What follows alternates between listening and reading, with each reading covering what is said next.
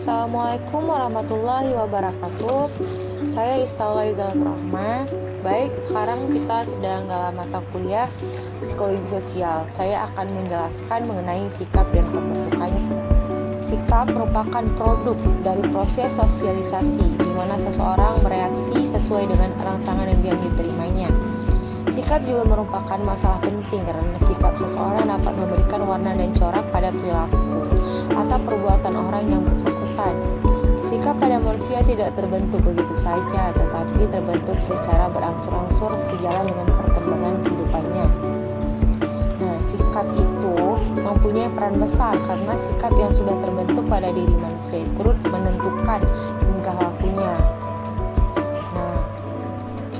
Jadi intinya itu sikap adalah kesadaran individu untuk bertindak dalam menanggapi objek dan terbentuk berdasarkan keadaan yang dihadapi. Jadi sikap seseorang itu bisa terbentuk gimana lingkungan dia, apa yang sedang dihadapi. Mungkin juga yang dihadapi itu seperti ini. Jadi sikap dia bakal berikutan dengan keadaan yang sedang dihadapi. Nah, jadi sikap manusia itu tidak terbentuk sejak manusia dilahirkan. Sikap manusia terbentuk melalui proses sosial yang terjadi selama hidupnya, di mana individu mendapatkan informasi dan pengalaman. Jadi proses tersebut dapat berlangsung di dalam lingkungan keluarga, sekolah maupun masyarakat. Saat terjadi proses sosial, terjadi hubungan timbal balik antara individu dan sekitarnya. Adanya interaksi dan hubungan tersebut kemudian membentuk pola sikap individu dengan sekitarnya.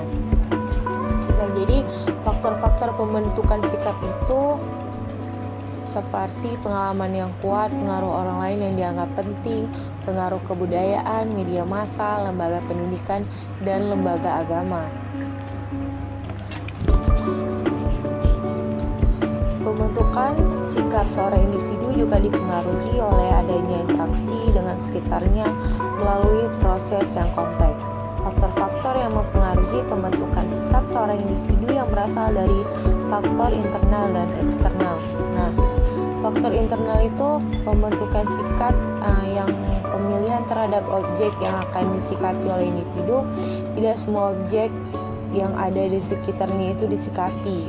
Objek yang disikapi secara mendalam adalah objek yang sudah melekat dalam diri individu tersebut.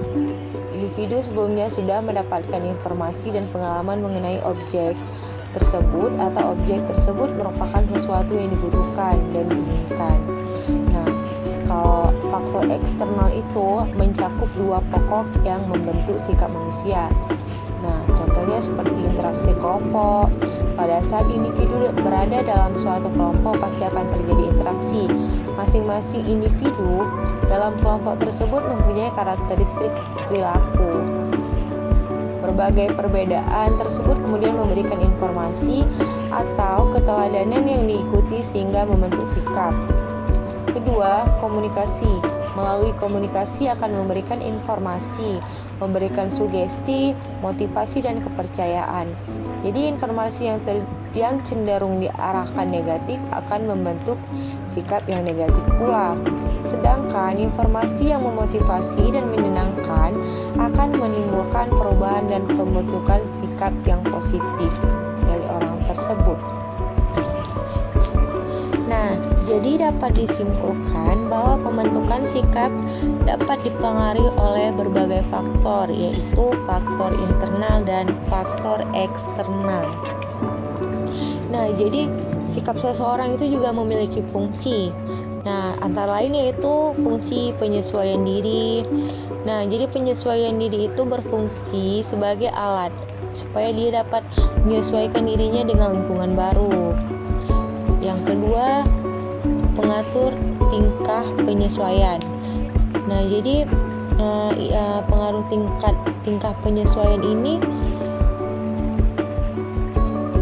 pengatur dalam tingkah lakunya yang dapat membuat kita mengetahui bahwa tingkah laku anak kecil dan orang dewasa Yang ketiga, alat pengatur pengalaman. Sikap berfungsi sebagai alat pengatur pengalaman. Dalam hal ini perlu dikemukakan bahwa sikap manusia dalam menerima pengalaman dari dunia luar tidak pasif, namun diterima secara aktif. Artinya, semua pengalaman yang bersifat dari dunia luar tidak semuanya dilayani oleh manusia, tetapi manusia memilih hal-hal yang perlu dan yang tidak perlu dilayani. Dan yang terakhir, pernyataan kepribadian mencerminkan kepribadian seseorang. Hal ini dikarenakan sikap tidak pernah terpisah dari pribadi yang mendukungnya. Oleh sebab itu, dengan melihat sikap pada objek tertentu, sedikit banyak orang yang dapat mengetahui pribadi orang tersebut. Sikap juga berpengaruh terhadap perilaku manusia. Sikap yang dilakukan oleh setiap individu itu sangatlah berpengaruh ya terhadap perilaku seseorang. Pengaruh tersebut terletak pada individu sendiri. Terdapat respon yang ditangkap. Kecenderungan individu untuk melakukan tindakan dipengaruhi oleh berbagai faktor, seperti faktor bawaan dan faktor lingkungan, sehingga menimbulkan tingkah laku. Nah, jadi banyak kajian yang dilakukan untuk merumuskan pengertian sikap, proses terbentuknya sikap maupun perubahannya. Nah, banyak juga penelitian yang telah dilakukan terhadap sikap, kaitannya dengan efek dan perannya dalam pembentukan karakter dan sistem hubungan antara kelompok. Nah, jadi kesimpulannya itu sikap adalah kesadaran individu yang menentukan perbuatan yang nyata dalam kegiatan-kegiatan sosial. Perbuatan yang nyata serta yang berulang-ulang terhadap suatu objek. Nah, jadi sikap juga merupakan hasil dari reaksi seseorang dalam bertindak sesuai dengan keadaan yang dihadapinya. Dia bertindak itu tidak asal-asalan, dia juga bersikap sesuai dengan keadaan yang sedang dihadapi. Nah, manusia sejak ia dilahirkan akan melalui fase di mana proses pembentukan sikap dan perilaku hingga ia tumbuh dewasa, membentuk akhlak yang mulia serta mengambil setiap keputusan dari setiap masalah yang dihadapi. Nah, manusia itu juga merupakan individu sosial yang harus hidup di tengah lingkungan sosial, kelompok sosial yang menjadikan manusia dapat tumbuh dan berkembang sebagaimana wajarnya. Nah, proses ini juga dimulai sejak ia dilahirkan sampai ia dapat memenuhi kebutuhannya sendiri.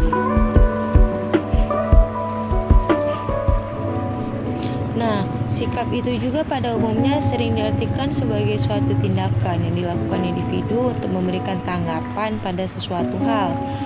Nah, sikap juga bisa diartikan sebagai suatu reaksi atau respon yang muncul dari seseorang individu terhadap objek yang kemudian memunculkan perilaku individu tersebut terhadap objek dengan cara-cara tertentu.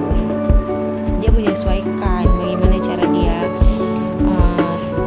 bereaksi terhadap objek tersebut. Seperti pengaruhnya juga banyak. Yang pertama, pembentukan perilaku, konsistensi sikap dan perilaku, keyakinan sikap, sikap positif dan sikap negatif, sikap melalui pengaruh orang lain, sikap dan perilaku yang beralasan, sikap dan perilaku secara spontan, perilaku yang dapat mempengaruhi sikap, begitupun sebaliknya. Hubungan sikap dan perilaku terhadap objek, hubungan sikap dan perilaku berdasarkan pengalaman. Nah, jadi itu pengaruh sikap terhadap perilaku. Jadi banyak pengaruhnya terhadap perilaku seseorang. Nah, banyak sosiologi dan psikologi yang memberi batasan bahwa sikap merupakan kecenderungan individu untuk merespon dengan cara yang khusus terhadap stimulus yang ada dalam lingkungan sosial. Sikap merupakan suatu kecenderungan untuk mendekat dan menghindar, positif atau negatif, terhadap berbagai keadaan sosial, apakah itu institusi, perilaku, pribadi, situasi, ide, konsep, dan sebagainya. Jadi sekian pembahasan saya tentang sikap dan pembentukannya. Kurang lebih saya mohon maaf. Assalamualaikum warahmatullahi wabarakatuh.